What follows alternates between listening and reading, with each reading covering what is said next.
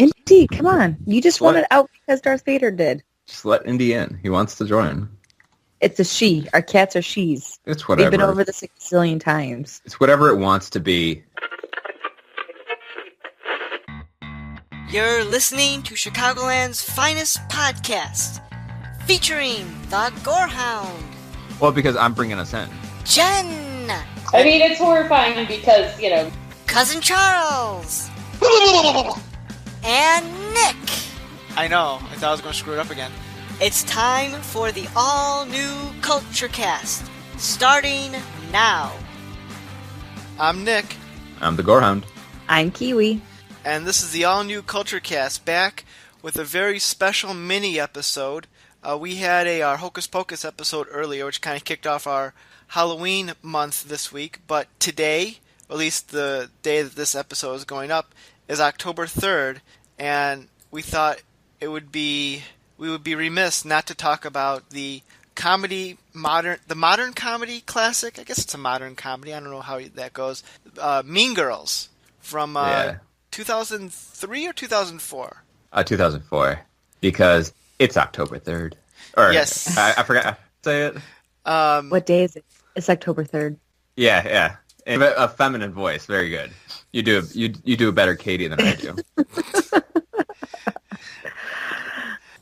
Which I'm sure this whole episode we're just going to end up quoting lines from the movie because this movie is very quotable. One of my favorite ones is, "Oh, I'm sorry, my nephew hates it when I call him Anthony, almost as much as I hate my sister for naming him Anthony." It's probably Lindsay Lohan's most well-known role outside of the Disney films that she kind of did. I don't know. I mean, I feel like this was her apex. That's for sure, because after this, she went to Crazy Town. Honestly, she is weird now. But not like Amanda Bynes weird. She's just kind of Hey, sad. Amanda Bynes is getting healthy, though. Is she, though? Yeah, she said she wants to slowly make her way back into Hollywood, and she's doing guest appearances on shows now. So, yeah, Amanda Bynes, but on the crazy train. Lindsay Lohan's still there a little bit. I will say this for Lindsay Lohan. She seems to have a sense of humor about her reputation. I don't watch this show, but I caught this episode of it, and I don't know, Kiwi, if you were with me with this, but Charlie Sheen had a show, Anger Management, for a couple of years. Oh, yeah, we watched that together. Okay, I couldn't remember if we watched it together or not. And Lindsay Lohan guest starred on the episode playing herself and a send-up of her public image. And for what it was worth, it was pretty humorous, mostly because it was actually her. Mm. I think in the episode, I can't remember specifics, other than something happened where Charlie Sheen's character caused an issue, and which ultimately snowballed into Lindsay Lohan getting arrested again, or something crazy happened. And I've never heard of this TV show. Really? But it looks on like FX. it just looks like 2.5 Men. I'm sure the humor is No. similar, but it's... I mean, I'm sure it's no Two Broke Girls, but... Of which she did guest star on that. She did? Yeah. She and Charlie Sheen must be friends or something. Yeah. But anyway, we're getting completely off course here. But yeah, well, I think the statement that you were I was trying to make is that after this movie, she never really has gotten better than this. Yeah, she tried to do a couple of dramatic roles, like the Black Dahlia or Black Delilah or Black something, Black Panther. No.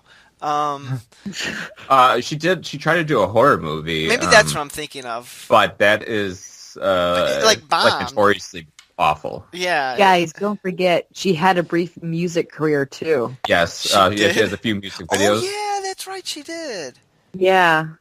Is this a Lindsay Lohan episode? It could be. There's so much to talk about with Lindsay Lohan, but let's. I think Gorehound is on the money that this is probably Lindsay Lohan's last real big hit before the Crazy Train. But this movie also had a lot of. It starred a lot of. Oh my god, my train of thought. Spit it out. Get to it. Oh, it kicked off the careers of a lot of other actresses. Regina George, who played her? Rachel McAdams. Rachel McAdams. That was pre-Notebook. And Amanda we had Seyfried. We also had Tina Fey, Tim Meadows, Amy Poehler, Lacey Chabert, who is still trying to get good. Like, she's starred in a few horror movies, but she just like isn't. She's one of those actresses, like, people are like, oh yeah, that person, but she's never going to be super mainstream. Like, I think Hallmark Channel is her future, if it hasn't been already. But hey, nothing wrong with that. I mean, look at Danica McKellar. Like, she's doing fine over there. Yeah, and hey, it's work. Nothing to nothing to 34 new Christmas movies this year. Oh my gosh. Yeah, the cast, the lineup is really great. Because when I watched this, I'm like, I feel like they were already popular and like well established, but it may also be that this is what really got them going in their careers. Definitely the younger stars. I'll give you that. Like Tina Fey and Tim Meadows, they were kind of already established with Saturday Night Live and everything. Which Tina Fey also wrote this movie based on, I guess, her experiences as a high school student. And she's taken this further into the Broadway adaptation. That's right. They are making a Broadway, or they have, or they're in the process of. Yeah, there were some YouTube vids, but I didn't want to get distracted. Story of our podcast. So yeah, that was definitely a lot of. It was cast excellently. Like, everyone did their role perfect. Did you know? I think Lindsay Lohan originally auditioned for the role of Regina George. Yeah, I could see her doing that well. Honestly, I mean, she was good as Katie, but. Oh yeah, I think she would totally be better as Katie than Regina George. But I think they either thought they didn't think she was going to be mean enough or something, and then so they tried her in the Katie role, and then it was like sold. Yeah. So that's interesting. And then they got Rachel McAdams, who for the longest time was my celebrity crush. Really? Although I kind of remember that. Although I don't like how she looks in this movie. But, yeah, because she's wearing a wig in this movie. Right. And for the longest time, I didn't realize that was Rachel McAdams. Because I'd seen the movie before I really knew who Rachel McAdams was. And then, like, years later, I'm like, Rachel McAdams was in Mean Girls? And I see the picture, I'm like, oh my god, that was her. Like, I didn't make that connection until after the fact. Wait, how do you know she's wearing a wig? Because I remember reading about the movie, and I remember them specifically saying that she wore a wig for that movie. Huh. Like, if you look at it, her hair looks kind of like ratty, and it doesn't look how her hair normally looks. Okay. I mean, I guess a lot of movies, the actors and actresses wear wigs they wouldn't realize sometimes. But, oh, it does look very different. Mm-hmm. Huh. Interesting. But Nick, tell us, why are we releasing this on October 3rd? Because October 3rd is a key date in that movie. Katie is asking Aaron Samuels, would-be love interest, or I think he's asking her, like, what the date is. He asked her. Yeah. And he's like, October 3rd, and that kind of became a catchphrase among the movie. And in addition to that... October 3rd. in addition to that, October 3rd this year, 2018, falls on a Wednesday, and Wednesday is also another key day in Mean Girls, in which the plastics always wear pink on Wednesday. So I imagine everyone here is wearing pink today. Oh my gosh. I'm going to be in the field on that day, but I totally would wear my pink pants, i.e. salmon colored. I had a job where I had to wear dress clothes, and for probably a good solid year, I made sure I wore pink every Wednesday. I remember that. I drove one of my coworkers crazy because she thought I was being ridiculous, but... I should try to follow that rule. I don't think I own anything pink, otherwise I would wear something. I used to own like a salmon-colored polo, but it got ruined. That was like a decade ago. Yeah, but yeah, so that is why it is celebrated, and it's that's it's not like National Mean Girls Day, but it's just it's a day when you're going to be hearing a lot of people quote. It's October 3rd, kind of like on the day before May, where you see all the Justin Timberlake it's memes. Be May. Right.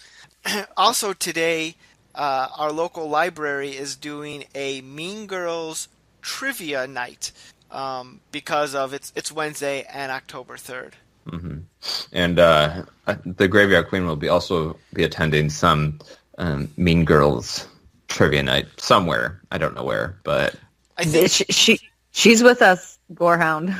Okay. I wasn't sure what she was doing. I just knew that she got invited to something, and I like to respect everybody's privacy. More like I just don't care. Yeah. So we'll follow up with how that goes, right, Kiwi? You'll let us know. Yes. So yeah, this movie, it's surprising. I wonder if this movie is still popular with people that aren't our age, because this came out at the perfect time for high schoolers and undergrad, college age students, because that was their target audience.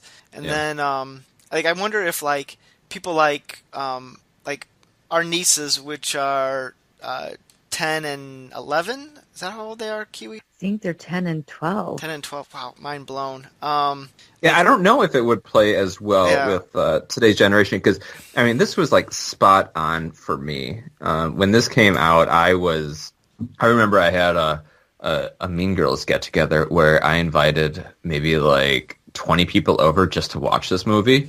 And no one came. No, everybody came. And it was, the most fun thing ever. Right. And I was like, I don't know because also it was very of its time. They were making fun of a lot of things which were very current. It's funny. Some of the things that are in the movie, I don't think you'd be able to get away with now. The phrase "too gay to function," and there's a lot of fat shaming in the movie, and a lot of negative stereotypes. But to be honest, that in that world, it kind of works of what they were doing. They were insulting the people. If it was somebody making a fat joke, they were in themselves stupid.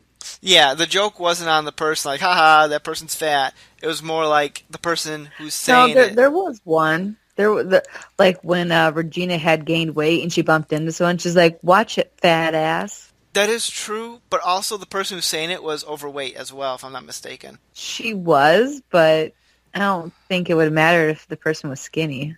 I think that's what makes the joke work some more, because she's being mocked by someone who, I don't know. But there's a lot, I guess the point I'm trying to make here is that there's a lot of things in the movie that I think would be frowned on today, and your internet hashtaggers will be boycott Mean Girls, which is funny because it's written by Tina Fey, who is extremely liberal in real life. Right. But it's a movie, though. Exactly. Well, people are crazy. I don't know. I know, but I don't think people would be boycott Mean Girls because it's fat shaming or. You want to hear something crazy? I want to hear something crazy to kind of go along those lines. So there's a new Harry Potter movie coming out, or prequel, or whatever it is, and in the movie, in the trailer they just released, it's revealed that Voldemort's snake, Nagi, I don't know what the snake's name is. The basilisk? Sure. I think that's the type of snake, but I think Nick's right in the name of the snake. I guess in this prequel movie, it's revealed that the snake at one time was a human who was transformed into a snake, #magic. And the snake is the actress playing the snake is Korean. And people are super upset over that, saying that it's racist or has racist implications. That turns out, in that time period, that's basically how the snake is really a human, and that it's being subservient now to Voldemort, a white man, and then a white kid beheads her, and it's crazy what people are talking about this. I'm thinking you need something to do with your time if this is really what's upsetting you. So I never underestimate the power of stupidity? The power of offense, I guess. But anyway, we're not talking about Harry Potter, we're talking about Mean Girls. Yeah. So Nick, I presume that you really, really like this movie. I do like it. But there was a time Why are you pausing? because I go in phases. The first time I liked it, back when I was in college, I thought it was great. It's hilarious. And then I really got a huge distaste for it. And I went years without wanting to see it. But then in recent years, I've come around on it again. And let me explain why I have why I had that period of distaste. That's so fetch. That's so fetch. A buddy of mine in college, who I was at his apartment almost all the time, when the movie came out, he would watch this movie. He and his friends would watch this movie on repeat again and again and again and again. Like anytime I was over, it was always on. To the point that I'm like, I can't take this movie anymore. Shut it off. Like, that was my anchor man in college. That was your anchor man? Yeah. And like I was also, he lived with two other people, and I was friends with those two other people as well. And sometimes I'd come over to hang out with one of the other guys, and like we had to go to like another room because we just couldn't take the movie anymore because he had it on repeat for at least a good 2 to 3 months. And it was That'll do it. Yeah, it was just like no more. I can't deal with it. But yeah. So. Kiwi, how about yourself? Are you in love with this movie? Oh, yeah. I remember going to the movie theater with my friend when the movie came out. And oh, yeah? he would have been like 18, 19 when it was released. And I remember thinking, am I too old to go see this movie? Because it seemed very much like, like maybe a 15-year-old movie. But, oh, my God, I fell in love with the movie, and I've been reciting lines from it ever since. Mm-hmm. And, yes, I do own it. Yeah. Yeah, this is definitely a DVD to own. But not a Blu-ray?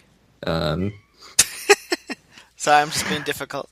If the DVD was $4 and the Blu-ray was $8, I would go with the DVD. Yeah, I'll go with a Gorehound on that one. I guess with Blu-rays, like unless it's a big special effects heavy movie. Oh, if they had audio commentary, I'd be in with that. With modern day Lindsay Lohan or 2004 Lindsay Lohan? Trying to like live it up and be like, we should totally do a Mean Girls 2. There is a Mean Girls 2. What? No, well, no. I mean, it's never going to happen because they ended up. They did make Mean Girls 2. It has none of the original cast. Right. It looks like it's the exact same movie, just with different people. Oh, Tim Meadows. He's the only person who comes back from the original one. Because Tim Meadows will do anything for money. Yeah, but he was so good in the first one, though. He's great. I will keep you here all night. Wait until 4. I will keep you here till 4. I love like he's in his like t-shirt at that point, like his wife beater. The wife beater shirt. Yeah. Oh yeah, his role is perfect. Oh yeah, everyone was excellently cast in this movie. Mm-hmm. But yeah, this is one of the rare movies that I give a 5 out of 5 to. Wow. Yeah, I did not realize it was this high in your list. I'm surprised too. This is just one of those movies that when I see it on, it's just enthralling because drop everything. Honestly, because it's every scene, or you watch it for like 5 minutes, and then there's something that really grabs you. Either it's like a zinger, or it's like a turn in the movie, or it's really fun. And it's very fast-paced, and so you're never really... You could jump in at any time, and it's a very smart comedy. Not smart as in, like, I don't know. It's not like an Anchorman. It's very cleverly written. Like, everything builds on the way it needs to build. They even set up the gag with the bus at the very beginning of the movie. Which pays off at the end when Regina George gets hit by the bus. It's very well done. Yeah, kind of like in comparison to Juno, where the script really elevates it to a new level. That's just, this is a comedy, but the script really brings it up. And then all of the casting really brings it up. I've never seen Juno. No? No, that's great. I'm good. No? I'm also a big Ellen Page and Michael Cera fan. But the Michael Cera thing is kind of a new thing. Like, I used to just think he was, like, really stupid, and that's why I liked him. But now, for some reason, I elevate him a little bit higher. Even though he plays the same character again and again and again and again. Right, but it's like... We're talking about Michael Cera now. Michael Cera, right? Sarah, whatever. Yeah. For some reason, he's just... he's great. I don't know. He's not the man crush of the week, great, because he hasn't done anything this week. But All right, I'm taking us back to Mean Girls. Okay. So I will say out of like all the high school, quote unquote films, that I've watched, I would say that Mean Girls is probably the closest to what it would actually be like being in high school. Now, some of their clothes was a little bit more, lenient than what, you would have, at least when I was in school, but, you definitely had the cliques. Mm-hmm. It felt like you were in high school going through their problems. Yeah, it's the world is a relatable world, but with that slightly heightened reality for comic effect. What did you guys think of their actual ages or their perceived ages in the movie? Fine, I guess. I was fine with it. I mean, I know because they're obviously not high school age. No, I mean that's every movie. I mean, weren't they like in their early 20s though? Like they weren't that far off from it. It was like CW high school, or I guess WB, like when the 90210 crew would be. I'm Luke Perry. I'm 25. I'm playing a 14-year-old. I think their outfits also really helped bring them down to the high school because there's a very big sense of style in this and focus, with their dialogue and the things that they do. It's one of the things that I absolutely... It's such a little detail, but I absolutely love about this movie, and since we're on the topic, is when they're going to Regina George's house for the first time, and you see Regina George's younger sister dancing to, what's the name of that song? Is that the thong song or something? Yeah. I don't know why that amuses me so much, just because, that this young girl is probably going to turn into another Regina George or another entitled brat down the line. Right, because these people are playing stereotypes. Oh, yeah. And there's no redemption for them.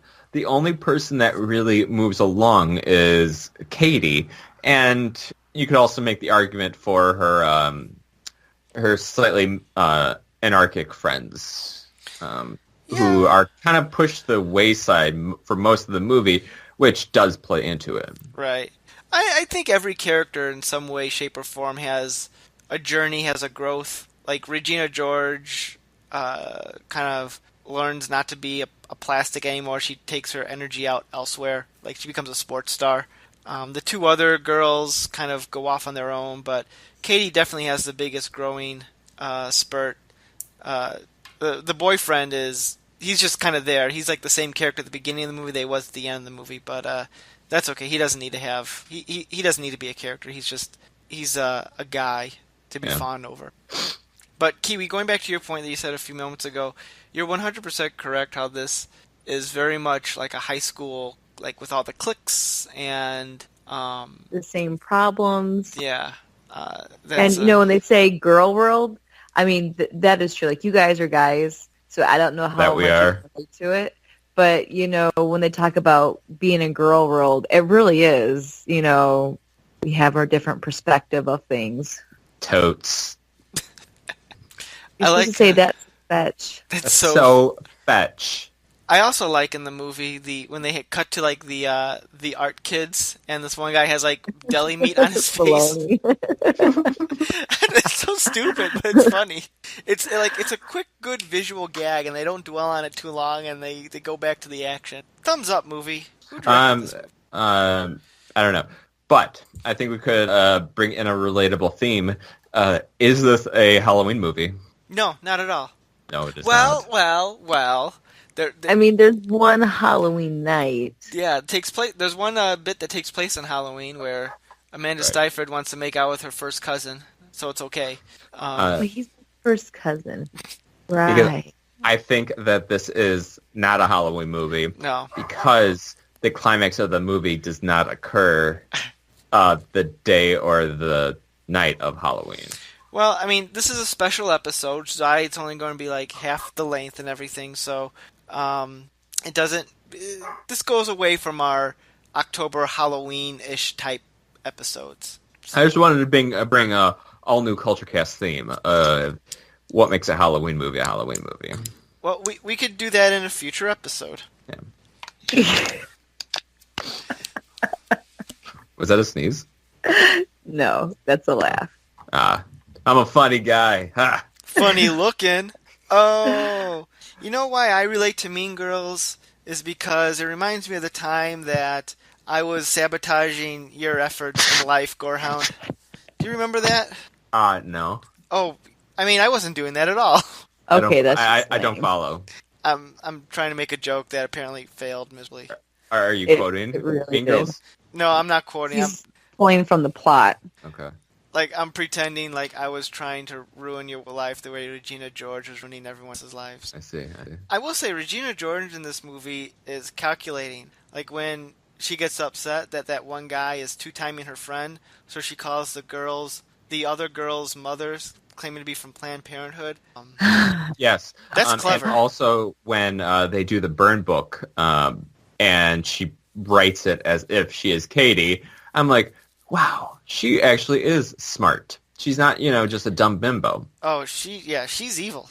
Yeah. She played a good villain. But she kind of has to be that good when you have Lilo being that good. So they have to be like on equal terms. Lilo. I don't think that's a nickname. Lilo? We're coining it here. No, it's so totes a nickname. Stop saying totes.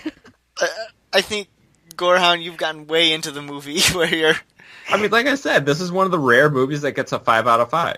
And when a movie gets 5 out of 5, I watch it whenever it is on.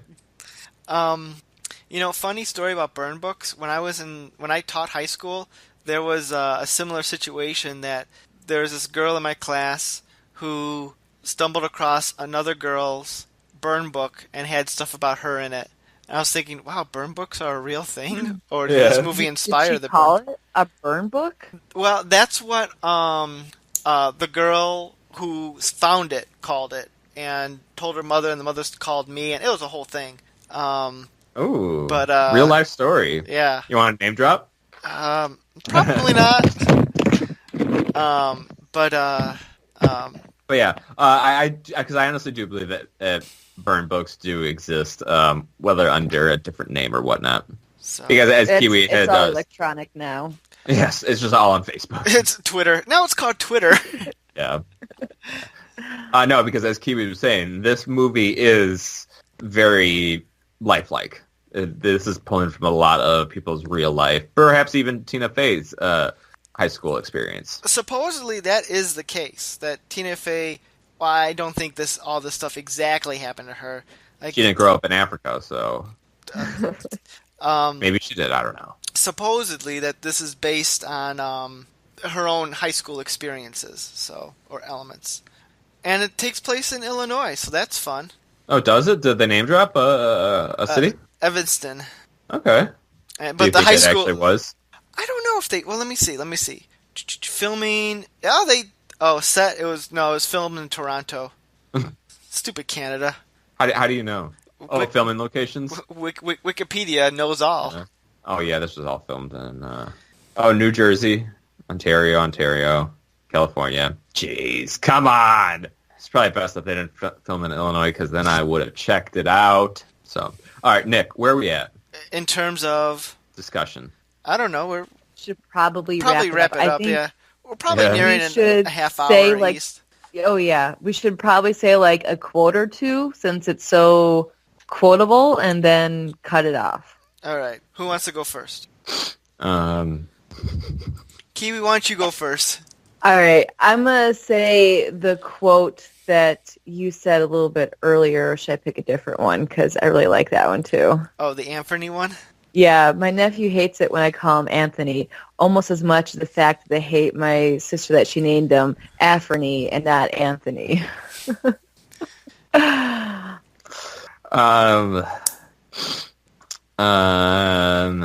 Ex-boyfriends are off limits to friends. That's just like the rules of feminism. You go, Glen Coco. Sorry, I'm looking through some good ones. You just say what comes to your mind. That's so fetch. Stop trying to make fetch happen. One time, she punched me in the face. It was awesome. That was so fetch. You already said that. I don't hate you. Yeah, because it was on repeat.